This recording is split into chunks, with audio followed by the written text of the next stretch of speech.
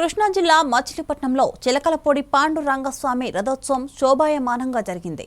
కార్తీక శుద్ధ ఏకాదశి ఉత్సవాల్లో రుక్మిణి సమేతుడై అలంకృత రథంపై నగర ప్రజలకు స్వామివారు దర్శనమిచ్చారు. మంత్రి కొల్లు రవీంద్ర రథోత్సవంలో పాల్గొని రథం నడిపారు. ఉదయం స్వామివారి ఆలయం వద్ద నుండి ప్రారంభమైన రథయాత్ర అర్ధరాత్రి వరకు నగర ప్రధాన వీధుల గుండా సాగింది. తమ ఇళ్ల ముందుకు వచ్చిన రుక్మిణి సమేత పాండురంగ స్వామికి భక్తులు కర్పూర నీరాజనాలు పలికారు. పాండురంగుడి నామస్మరణతో నగరం మారుమ్రోగింది. జానపద పౌరాణిక వేషధారణలు, కళాకారుల కళా ప్రదర్శనలు నగర ప్రజలను విశేషంగా ఆకట్టుకున్నాయి. చిన్నారులు, మహిళామణుల కోలాట భజనలు మరింత ఆకట్టుకున్నాయి. బ్రహ్మోత్సవాల్లో భాగంగా ఈరోజు రథయాత్ర కార్యక్రమాన్ని మచిలీపట్నం పురవీధుల్లో ఉదయం నుంచి కూడా అంగరంగ వైభవంగా స్వామివారి ఊరేగింపు జరుగుతూ ఉంది. మరి దాదాపు 10 గంటల పైనే మరి రథయాత్ర కొనసాగడం, ఇంకా మళ్ళీ దేవాలయం చేరుకోవడానికి మరొక 5-6 గంటలు పట్టే పరిస్థితి ఉంది. అడుగడుగున ప్రజలు నీరాజనాలు పలుకుతా ఉన్నారు.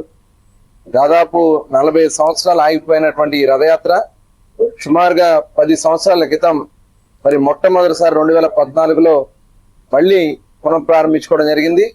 ఆ రోజు నుంచి మరి నిరంతరం ప్రతి సంవత్సరం కూడా స్వామివారికి మరి ఊరేగింపు చేసుకుంటూ ఆయన ఆశీర్వాదాలతో బందర పట్టణానికి ఒక మంచి భవిష్యత్తు ఉండాలని, బందర ప్రజలకి ఆయన ఆశీర్వాదాలతో మంచి పురోభివృద్ధిలోకి రావాలని చెప్పి ఆకాంక్షిస్తూ అడుగడుగున స్వామివారిని ప్రతి ఒక్కరు కూడా కోరుకుంటా ఉన్నారు. భక్తులకు అన్ని రకాలుగా కూడా ఏర్పాట్లు చేయడం జరిగింది. అలాగే రేపు 15వ తారీఖు జరిగే పౌర్ణమి స్నానానికి కూడా ప్రభుత్వ పరంగా అన్ని కూడా లాంఛనాలతో అక్కడ కార్యక్రమాలు చేసుకోవడం కూడా జరుగుతుంది.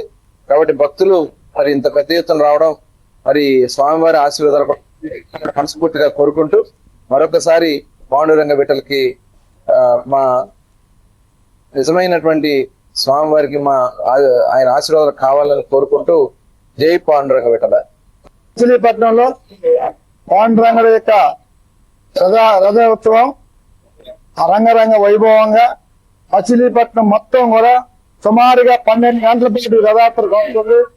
ప్రజలందరూ కూడా ఆరతులు పడుతూ